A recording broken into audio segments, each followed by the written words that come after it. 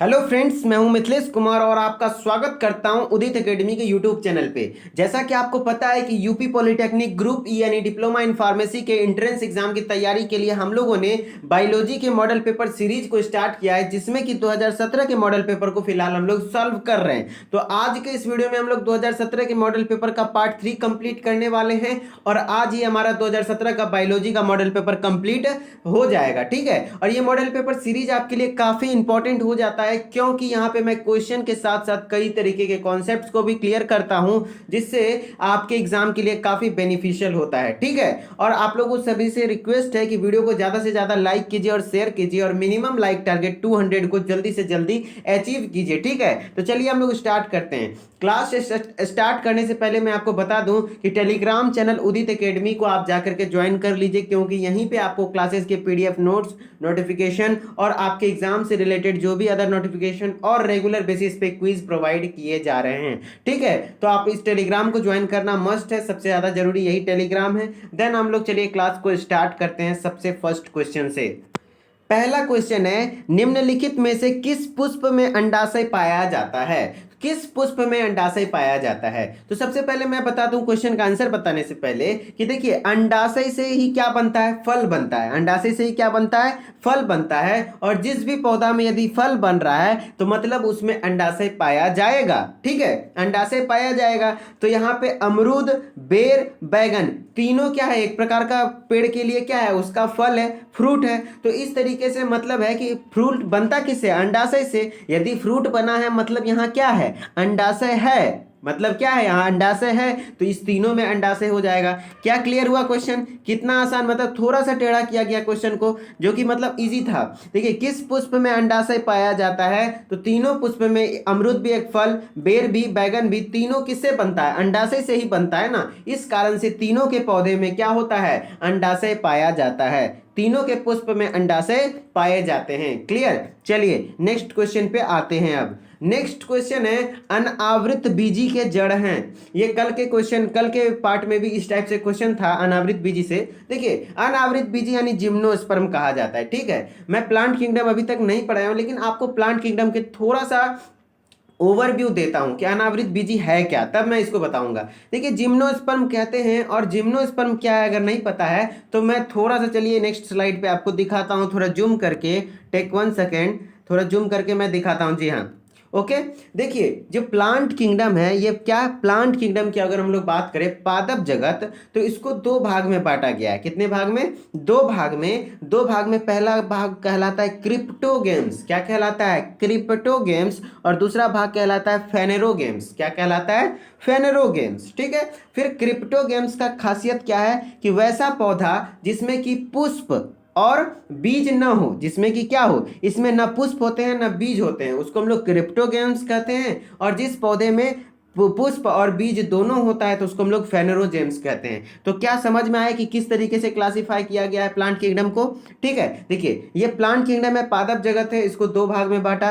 Cryptogams यानी जिसमें कि पुष्प और बीज ना हो, और फेनेरोगेम्स जिसमें कि पुष्प और बीज हो। ठीक है, उसको हम लोग फेनेरोजेम्स कहते हैं। अब इस क्रिप्टोगेम्स में तीन पार्ट है। एक होता है थैलोफाइटा, दूसरा होता है ब्रायोफाइटा, तीसरा होता है टेरिडोफाइटा। तो क्रिप्टोगेम्स यानी तीन गो है, जो थैलोफाइटा यानी एल्गी, थैलोफाइटा में कौन आता है? एल्गी, जिसको हम लोग शैवाल कहते हैं। फिर ब्रायोफाइटा, टेरिडोफाइटा, ये तीनों क्रिप्टोगेम्स के तहत आता है। यानी इस तीनों में ना तो बीज बनता है ना ही फूल बनता है। ठीक है, फिर फेनेरोजेम्स में दो आता है, जिम्नोस्पर्म और एंजियोस्पर्म। इस दोनों में पुष्प भी बनता है और क्या कहते हैं, बीज भी बनता है। ठीक है, तो यहीं पे यही बात आती है कि इसी किसके बात कर रहा है? जिम्नोस्पर्म, जिसको हम लोग क्या कह देंगे हिंदी में? अनावृत बीजी और आवृत बीजी। तो इसी जिम्नोस्पर्म के बारे में यहाँ पे बातें की गई है, जिसको हम लोग अनावृत बीजी कहते हैं। ठीक है, अनावृत बीजी में जो पाया जाता है वो किस प्रकार का जड़ पाया जाता है? किस प्रकार का जड़ पाया जाता है? तो देखिए, अनावृत बीजी में जो जड़ पाया जाता है वो मुसला जड़ पाया जाता है। मुसला जड़ यानी क्या हुआ? Tap root. टैप रूट क्या होता है? इस तरीके से रूट होता है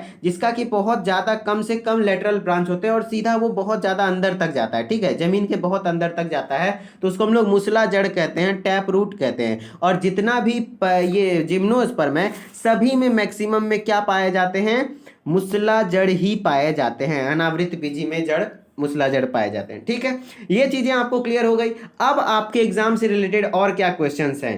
क्वेश्चन देखिए अब कैसे बनता है, आपको मैं इस तरीके से बताता हूं यहाँ पे स्लाइड क्लियर करके कि क्वेश्चन कैसे बनता है। जो क्वेश्चन जनरेट होते हैं, टेक 1 सेकेंड, क्वेश्चन जनरेट होते हैं। देखिए प्लांट किंगडम मैंने नहीं पढ़ाया, लेकिन यहाँ पे मैं मैक्सिमम पॉइंट्स को कवर करूंगा, प्लांट किंगडम के बेसिक क्वेश्चंस को। ठीक है, देखिए प्लांट किंगडम को सबसे पहले पूछेगा, plant kingdom, take 1 second, yes, चलिए, ये जो प्लांट किंगडम है, इस प्लांट किंगडम को कितने भागों में बांटा गया है, 2 भागों में, क्रिप्टो गेम्स। अब ये पूछेगा कि क्रिप्टो गेम्स जो होते हैं उनका क्या खास बात है, तो इनका खास बात ये है कि इनमें ना तो बीज होते हैं ना ही पुष्प होते हैं। ठीक, फिर पूछेगा फेनरो गेम्स का क्या खास बात है, तो इसमें पुष्प और बीज दोनों होते हैं। ठीक है, अब आता है कि क्रिप्टो गेम्स के तहत कितने चीज हैं, तो 3 हैं। कौन कौन से हैं, Thallophyta, bryophyta and pteridophyta. Okay, फिर फेनरो गेम्स के तहत कितने हैं, तो जिम्नोस्पर्म एंड एंजियोस्पर्म। ओके, तो जिम्नोस्पर्म माने अनावृत बीजी और एंजियोस्पर्म माने आवृत बीजी।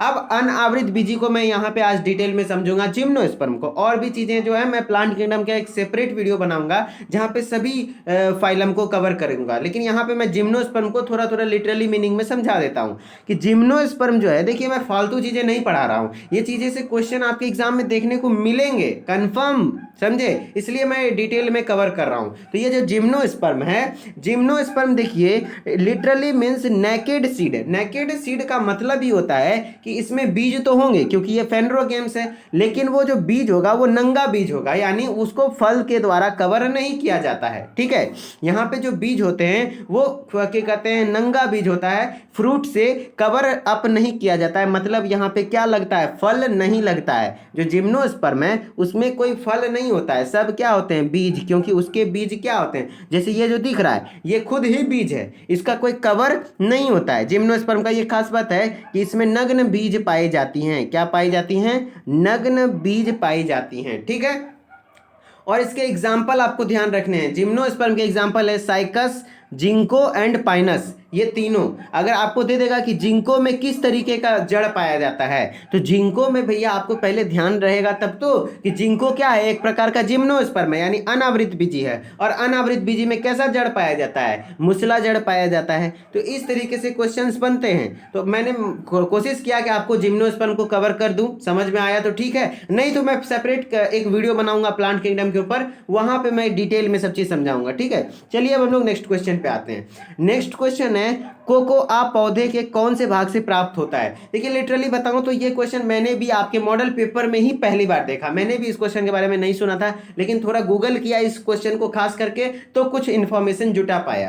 तो इसी टाइप के क्वेश्चंस के बारे में बोल रहा था, ये सब एक्सेप्शनल क्वेश्चन है, अगर आ जाएंगे इस टाइप के क्वेश्चन तो आपके एग्जाम में इसको छोड़ना ही बनता है, ये छोड़ने के लिए ही दिया गया है, नहीं तो आप अटेम्प्ट करोगे और निगेटिव हो जाएगा। ठीक है, अगर आपको पता है तो बनाइए, नहीं पता है तो मत बनाइए, क्योंकि नेगेटिव हो जाता है। ठीक है, लेकिन मैंने इसके बारे में पता किया है, तो आपको मैं दिखाता हूं कि क्वेश्चन का क्या खास बात है। देखिए क्वेश्चन में बोल रहा है कोकोआ पौधे के कौन से भाग से प्राप्त होता है। देखिए कोकोआ जो ये बीज है ना, इसी को कोकोआ कहते हैं, और एक कोको नाम का पौधा होता है। क्या होता है, कोको नाम का पौधा होता है, और उसका फल कुछ इस प्रकार का होता है, उसी के अंदर बीज पाया जाता है। तो वही बोल रहा है कि कोकोआ जो है वो पौधे के, यानी कोको पौधे के किस भाग से प्राप्त होता है। तो आपको तो दिख रहा है कि बीज से प्राप्त होता है, ध्यान रह जाएगा, इसीलिए मैंने इस डायग्राम को लिया था कि आपको क्लियर पता चल जाए कि किससे प्राप्त किया जाता है। तो कोको से, कोकोआ पौधे में कौन से भाग से प्राप्त होता है, तो बीजों से प्राप्त होता है। और इस बीज से क्या किया जाता है, इस बीज को पीस के खाने योग्य पदार्थ बनाया जाता है, जैसे कि सबसे फेमस है चॉकलेट।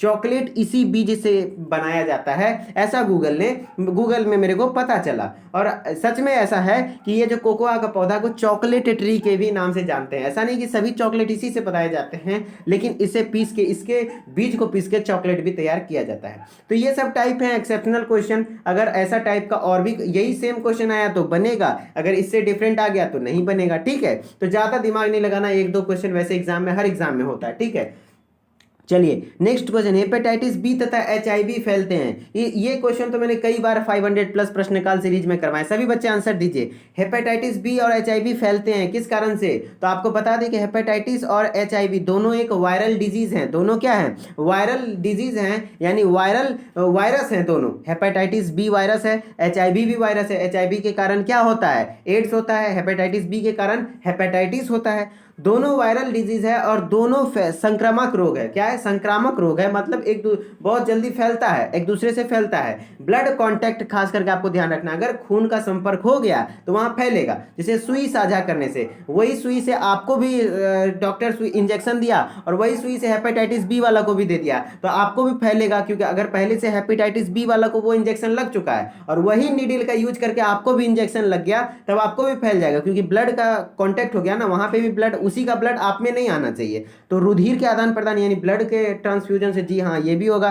संक्रामित माता से शिशु को, जी हाँ, यहाँ पे भी ब्लड कांटेक्ट होता है। इसी कारण से इस तीनों के कारण क्या होगा? ये फैलेगा। तो हेपेटाइटिस बी और एचआईवी किसके कारण फैलेगा? जो भी ब्लड कांटेक्ट आ जाए, चाहे वो कोई भी माध्यम हो, रेजर, ब्लेड, कुछ भी है, सबके कारण फैल सकता है। ठीक है, चलिए नेक्स्ट क्वेश्चन पे आते हैं। नेक्स्ट क्वेश्चन है, पौधों में हरिमहीनता किसके कारण होता है? अब बच्चों को लग रहा होगा भैया हरिमहीनता क्या है? देखिए आपको समझना है, हरीम, हरीम मतलब क्या? हरा। हरीम मतलब हरा, हिंता मतलब खत्म, हिंता मतलब खत्म, यानी मतलब है कि पौधों में जो हरापन होता है वो धीरे धीरे कम होने लगता है। कम होता है किसके कारण? क्यों ऐसा होता है? तो देखिए पौधों में जो हरा होता है, होता किसके कारण है? तो क्लोरोफिल के कारण होता है। किसके कारण होता है? क्लोरोफिल के कारण होता है। और क्लोरोफिल का स्ट्रक्चर मैं अगर दिखाऊं आपको, तो ये जो क्लोरोफिल है, इस क्लोरोफिल के स्ट्रक्चर में आपको बीच में एलिमेंट दिख रहा होगा, मैग्नीशियम। क्या?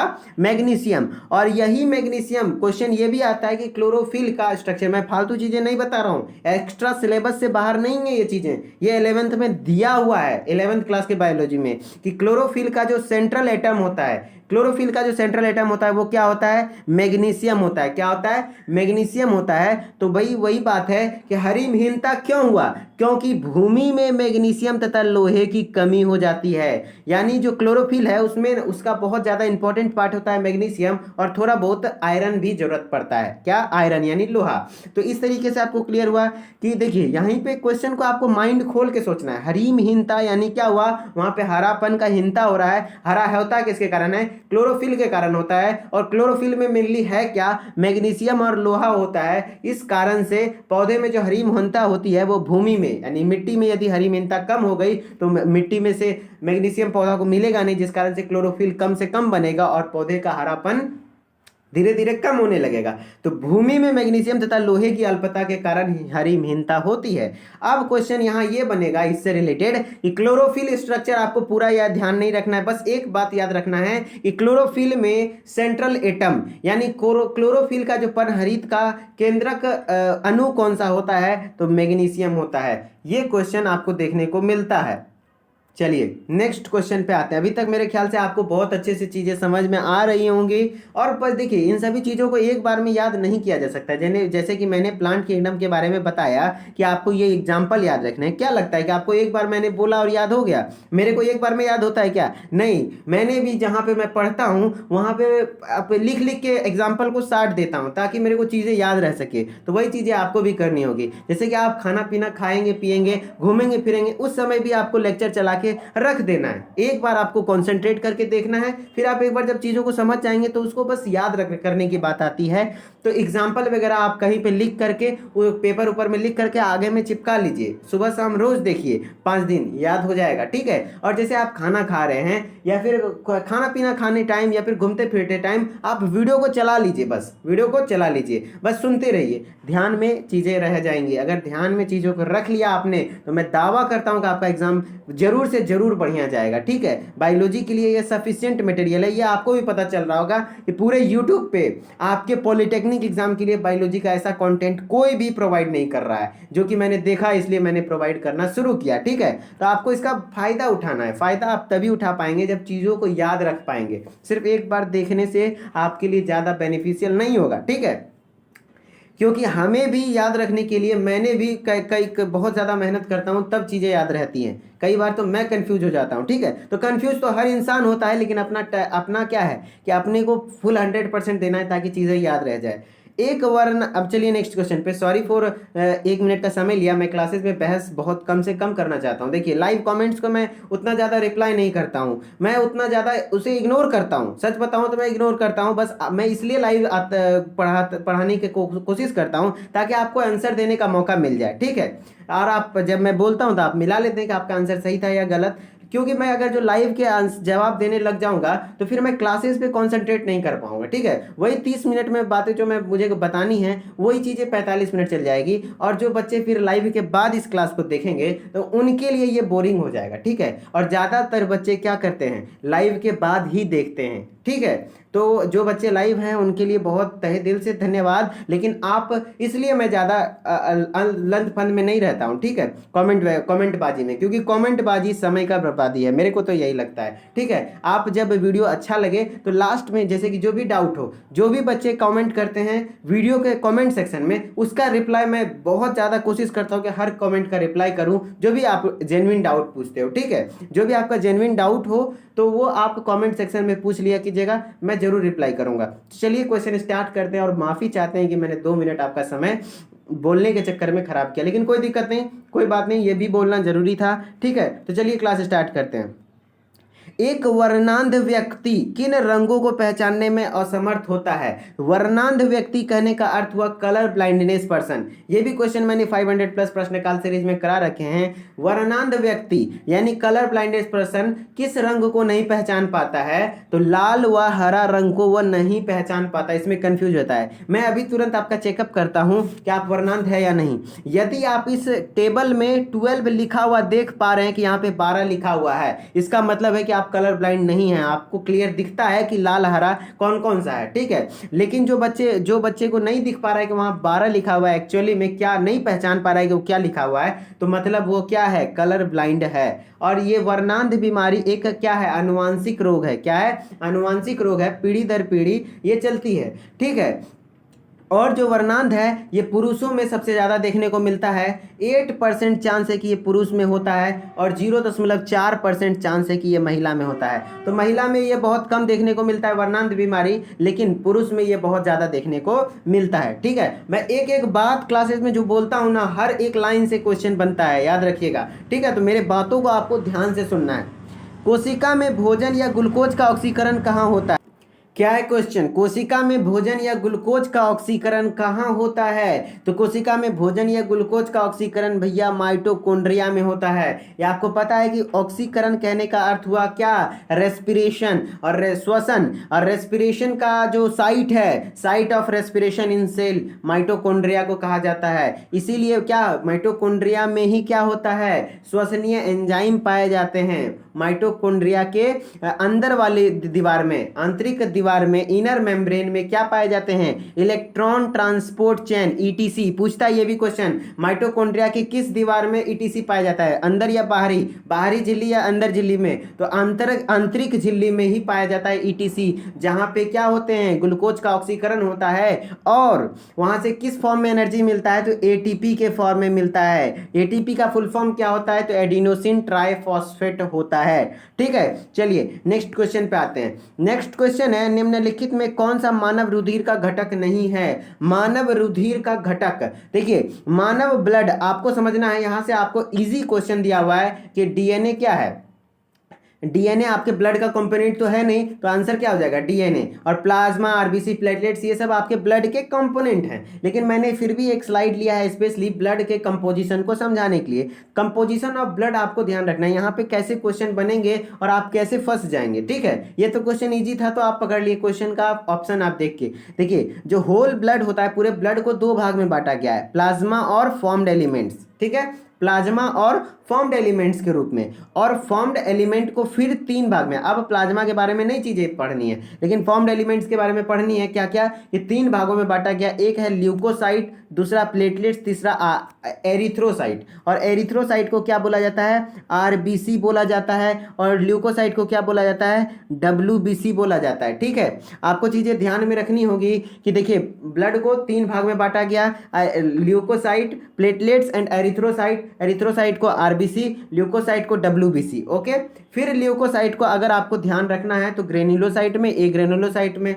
फिर ग्रेनुलोसाइट में ये तीनों होते हैं, न्यूट्रोफिल्स, बेसोफिल्स एंड इओसिनोफिल्स। और एग्रेनुलोसाइट में लिम्फोसाइट एंड मोनोसाइट। अगर क्वेश्चन वास्ट आया तो यहां से पूछ देगा कि कौन सा ग्रेनुलोसाइट है, और पूछता है, ठीक है। इसलिए इग्नोर नहीं करना है। ये पूछता है कि व्हाइट ब्लड सेल को कितने भाग में, 2 भाग में, प्लाज्मा और फॉर्म्ड एलिमेंट्स। फॉर्म्ड एलिमेंट्स को 3 पार्ट्स में, ल्यूकोसाइट यानी डब्ल्यूबीसी, प्लेटलेट्स, फिर एरिथ्रोसाइट यानी आरबीसी, प्लेटलेट्स को ये जो ल्यूकोसाइट डब्ल्यूबीसी है दो भाग में, ग्रेनुलोसाइट एंड ए ग्रेनुलोसाइट, और ग्रेनुलोसाइट में तीन है, न्यूट्रोफिल, बेसोफिल एंड इयोसिनोफिल, और ग्रेनुलोसाइट में लिम्फोसाइट एंड मोनोसाइट। ठीक है, ये चीज़ों को एक दो बार आप लिखेंगे तो आपको ध्यान में रह जाएंगी। तो यहीं से आपका क्वेश्चन क्लियर हो गया कि प्लाज्मा, आरबीसी, प्लेटलेट्स ये तीनों क्या हैं, ब्लड के कंपोनेंट्स हैं, यानी रुधिर का घटक है, लेकिन डीएनए तो जेनेटिक मटेरियल है। ठीक है, चलिए नेक्स्ट क्वेश्चन आता है, प्रोटीन संश्लेषण के लिए उत्तरदायी कोशिकीय फैक्ट्री हैं। बहुत इजी क्वेश्चन, मैंने 500 प्लस प्रश्नकाल सीरीज में भी करवाया है,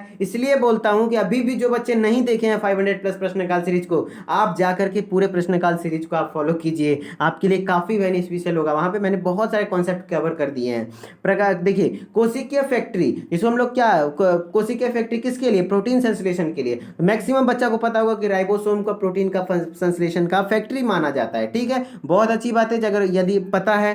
और आपको क्या याद रखना है, एक चीज और याद रखनी है राइबोसोम से रिलेटेड, कि राइबोसोम दो प्रकार का होता है, एक प्रोकैरियोटिक होता है, एक यूकैरियोटिक राइबोसोम होता है। ठीक है, प्रोकैरियोटिक में किस टाइप का राइबोसोम पाया जाता है, 70S टाइप का, और यूकैरियोटिक में किस टाइप का, 80S टाइप का। फिर उसका सब यूनिट याद रखना है, इस 70 जो बनता है वो 50 + 30 से बनता है। किससे किससे, बड़े वाले कंपोनेंट को 50 कहते हैं, छोटे वाले कंपोनेंट को 30S कहते हैं। फिर 80S जो बनता है वो 60S और 40S के मिलने से बनता है। देखिए, आपको समझना नहीं कि यहाँ गलत है, 50 30 तो 80 होता है लेकिन 70 है। जी हाँ, ऐसा होता है, इसमें 10 ज़्यादा, इसमें 20 ज़्यादा। ठीक है, देखिए यहाँ से क्वेश्चन बनते हैं, एग्जाम में आपका बन जाएगा, संभावना है कि इस पॉइंट से इस बार क्वेश्चन बने। तो प्रोटीन संश्लेषण के लिए उत्तरदायी राइबोसोम, राइबोसोम दो टाइप का, प्रोकैरियोटिक, यूकैरियोटिक। फिर प्रोकैरियोटिक किसमें, प्रोकैरियोटिक में 70S टाइप, यूकैरियोटिक में 80S। 70S का सब यूनिट क्या क्या है, 50 एंड 30। 80S का सब यूनिट क्या है, 60 एंड 40। ठीक है, चलिए नेक्स्ट क्वेश्चन पे आते हैं। नेक्स्ट क्वेश्चन है, पारिस्थितिक तंत्र में कौन सा पिरामिड सदैव सीधा बनता है। देखिए, इकोलॉजिकल सिस्टम में एक पिरामिड आपने देखा होगा कि पिरामिड इस तरीके का आकार का चीज होता है, जिसको हम लोग पिरामिड कहते हैं। ठीक है, तो पारिस्थितिक तंत्र में बहुत सारे चीज का पिरामिड होता है, जिसमें कि एक ऊर्जा का पिरामिड है, ऊर्जा का पिरामिड है। मैंने इकोलॉजी नहीं पढ़ाया आपको, लेकिन इकोलॉजी से क्वेश्चन एक दो देखने को मिलता है। यहाँ पे मैं पूरा क्या कहते हैं, एनर्जी पिरामिड का जितना भी सिस्टम है सभी चीजें समझा दूंगा। अगर क्वेश्चन आने का होगा तो यहीं से आएगा और आपका सही हो जाएगा। ठीक है, बस 1 मिनट का समय दीजिए, ध्यान से देखिए।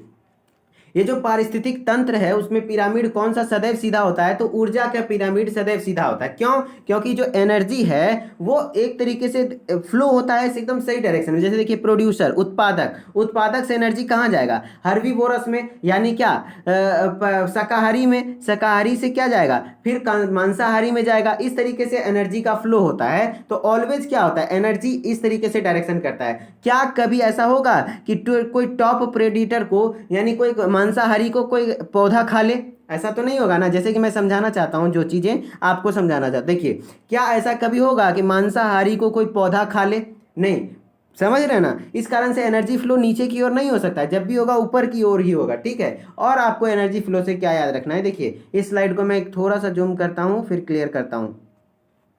ओके, चलिए देखिए, एनर्जी पिरामिड के बारे में थोड़ा सा एक 10% रूल को भी आपको ध्यान में रखना है। 10% रूल, जो भी, जैसे ये क्या है, उत्पादक है, ये क्या है, उत्पादक है। उसके बाद ये क्या है, प्राइमरी उपभोक्ता, क्या कहलाता है, प्राइमरी उपभोक्ता, जो कि सिर्फ जिसको कि हम लोग शाकाहारी कहते हैं, प्राथमिक उपभोक्ता। उसके बाद ये द्वितीयक उपभोक्ता, ये तृतीयक उपभोक्ता। इस तरीके से है फूड चेन। ठीक है, और सब किसको खाएगा, ये जो पौधा है प्राइमरी प्रोड्यूसर है, उत्पादक है, उसको खाएगा ये, उसको खाएगा ये, इसको खाएगा ये। ठीक है, इस तरीके से चलता है। खाने से किस तरीके से एनर्जी होता है, देखिए इसमें जितना भी एनर्जी है इसका मात्र 10% एनर्जी इसमें जाएगा। कितना परसेंट एनर्जी, 10% एनर्जी। क्लियर करके मैं समझाता हूं कि मैं बोलना क्या चाह रहा हूं। देखिए, जो भी उत्पादक है उसमें यदि 10,000 जूल एनर्जी बना, कितना बना, 10,000 जूल एनर्जी बना, तो उसका जो, इसको खाएगा कौन, ये प्राइमरी उपभोक्ता, प्राथमिक उपभोक्ता जो शाकाहारी है, उसमें कितना एनर्जी जाएगा, मात्र 1,000 जूल एनर्जी जाएगा 10,000 का।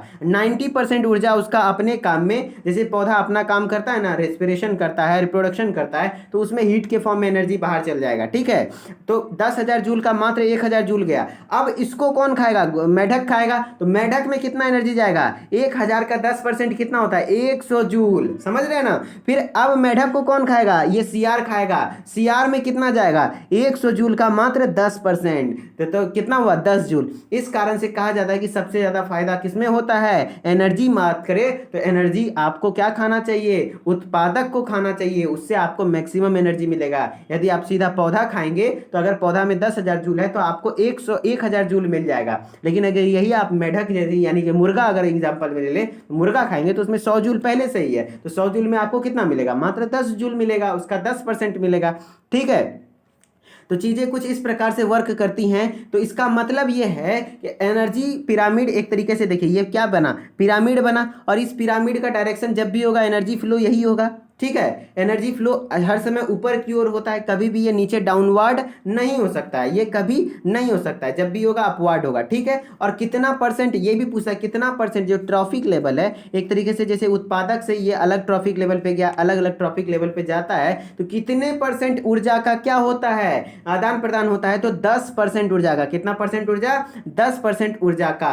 ठीक है, चलिए नेक्स्ट क्वेश्चन पे हम लोग, समझ में आ गया ना, चीजें समझ में आना चाहिए। ठीक है, चलिए नेक्स्ट क्वेश्चन पे आते हैं। निम्न में से कौन सा पश्च मस्तिष्क का भाग नहीं है। देखिए ऐसे क्वेश्चन काफी आते हैं। मस्तिष्क के बारे में मैं डिटेल में थोड़ा समझाता हूं कि हमारा जो ब्रेन है, इसलिए तो मैं कहता हूं कि ये मॉडल पेपर सीरीज आपके लिए काफी इंपॉर्टेंट है, क्योंकि हमारा मकसद ये है कि हम एक क्वेश्चन से एक क्वेश्चन ना देखें। अब मस्तिष्क का कंप्लीट कॉन्सेप्ट मैं दूंगा आपको कि मिड ब्रेन में कौन आता है, फोर ब्रेन में कौन आता है। ये चीजें करने के लिए स्टूडेंट को खुद से यदि करे तो काफी मेहनत लगता है, क्योंकि उनको कंप्लीट इंफॉर्मेशन पता नहीं होती है, लेकिन हम लोगों को पता होता है। हम एक इकट्ठा करके दे रहे हैं, बस आप 2-3 बार रिवाइज कर लीजिए। सर मैं लिख के देता हूं कि आप 50 में से कम से कम 45 क्वेश्चन सही करके आओगे। समझ रहे हो ना, अगर 45 सही करते हो और फिजिक्स केमिस्ट्री में अगर 10-10 क्वेश्चन भी सही कर लेते हो ना, तो आपका सिलेक्शन हो जाएगा गवर्नमेंट में। ठीक है, 10-10 12-12 क्वेश्चन बस फिजिक्स केमिस्ट्री में सॉल्व करने हैं। बायोलॉजी में आप 40+ क्वेश्चन को सॉल्व करोगे, बस चीजों को याद रख लीजिएगा आप। ठीक है, चलिए हम लोग पार्ट्स ऑफ ब्रेन पढ़ते हैं। देखिए बात ऐसी है कि ब्रेन को 3 पार्ट्स में बांटा गया है। कितने पार्ट्स में, 3 पार्ट्स में। फोर ब्रेन यानी अग्र मस्तिष्क, मिड ब्रेन यानी मध्य मस्तिष्क, एंड हिंड ब्रेन यानी पश्चिम मस्तिष्क। ठीक है, अब तीनों बारे में जो कि हमको थोड़ा सा पढ़ना है। टेक वन सेकेंड, एक स्लाइड में जोड़ता हूं। चलिए हमारे पास ब्रेन का आ गया, ब्रेन का स्लाइड आ गया। देखिए जो हमारा ब्रेन है उसको 3 भाग में बांटा गया, fore brain, mid brain and hind brain. ठीक है, अग्र मस्तिष्क, मध्य मस्तिष्क एंड पश्चिम मस्तिष्क। लेकिन आपको याद क्या रखना है कि फोर ब्रेन में 3 पार्ट आता है। फोर ब्रेन में कितने पार्ट्स, 3 पार्ट्स। और सॉरी, हिंड ब्रेन में भी कितने पार्ट्स, 3 पार्ट्स आते हैं। फोर ब्रेन में भी 3 पार्ट्स और हिंड ब्रेन में भी 3 पार्ट्स। अब फोर ब्रेन में कौन कौन से 3 पार्ट है भैया, तो सेरिब्रम है, थैलेमस है और हाइपोथैलेमस है। कौन कौन सा, सेरिब्रम, थैलेमस एंड हाइपोथैलेमस। और हिंड ब्रेन में कौन कौन सा है, pons, medulla oblongata and cerebellum. अब कंफ्यूजन बच्चों को कहां होता है कि सेरिब्रम और सेरिबेलम देखिए एक जैसा चीज है। तो सेरिब्रम आता है फोर ब्रेन में, सेरिब्रम फोर ब्रेन में, और सेरिबेलम कहां आता है, तो हिंड ब्रेन में आता है। ठीक है, तो ये थैलेमस देखिए वहां पे ऑड है। यही चीजें हैं कि थैलेमस जो किसका पार्ट है, फोर ब्रेन का पार्ट है। आप देख पा रहे हैं कि यहाँ जो थैलेमस है वो किसका पार्ट है, फोर ब्रेन का पार्ट है, यानी अग्र मस्तिष्क का पार्ट है। और वहां क्वेश्चन क्या है, पश्चिम मस्तिष्क का भाग नहीं है, यानी पश्चिम मस्तिष्क का भाग कौन सा नहीं है, थैलेमस नहीं है। और सभी जो चीजें हैं, निस मस्तिष्क या पोन्स, मेडुला, ये सभी क्या है, देखिए आपको देखने से पता चल रहा होगा, पोन्स, मेडुला, सेरिबेलम को ही निस मस्तिष्क कहा जाता है। यही तीनों चीजें क्या है, हिंड ब्रेन है। ठीक है, तो मेरे कहने से होगा ये बात कि आपको ये चीजें बार बार रिपीट करनी है। और मैं एक ऐसा सीरीज चलाने की सोच रहा हूं, जैसे कि ब्रेन के बारे में एक 2 या 3 मिनट का, 5 मिनट का वीडियो बना दूं, जिसमें कि ब्रेन के बारे में कंप्लीट इन्फॉर्मेशन दे दूं। ठीक है, तो ऐसे सब वीडियो पे भी काम करूंगा, बस आप लोग सपोर्ट करो, वीडियो को लाइक करो। एकदम बेस्ट कंटेंट बायोलॉजी के लिए मैं प्रोवाइड करने वाला हूं। विडाल टेस्ट का उपयोग किस रोगी की संभावना के जांच के लिए किया जाता है, तो विडाल टेस्ट आपको पता होगा कि टाइफाइड के लिए किया जाता है। मैंने कई बार करवाया है कि विडाल टेस्ट किसके लिए, टाइफाइड के लिए। और एड्स किसके लिए भैया, एड्स के लिए कौन सा किया जाता है, तो एलिजा टेस्ट किया जाता है। किसके द्वारा, एलिजा टेस्ट के द्वारा। ठीक है, चलिए नेक्स्ट क्वेश्चन पे आते हैं। नेक्स्ट क्वेश्चन है, निम्न में से किसमें सबसे अधिक प्रोटीन पाया जाता है, तो सबसे अधिक प्रोटीन सोयाबीन बीज में पाया जाता है। ठीक है, सोयाबीन में लगभग 48 से 60% प्रोटीन पाया जाता है, 48 to 60% प्रोटीन पाया जाता है। वैसे आपको पता होगा कि प्रोटीन का सबसे बेस्ट सोर्स दाल होता है, ये सभी दाल में प्रोटीन होते हैं, लेकिन सबसे बेस्ट, सबसे ज्यादा प्रोटीन सोयाबीन के बीज में देखने को मिलता है। ठीक है, चलिए नेक्स्ट क्वेश्चन पे आते हैं। अमीनो अम्ल निम्न में से किसमें उपस्थित होता है? अमीनो अम्ल, क्या अमीनो अम्ल किसमें उपस्थित होता है? तो प्रोटीन में। आपको पता है कि अमीनो अम्ल ही जब पेप्टाइड बॉन्ड से जुड़ते हैं, किस बॉन्ड से?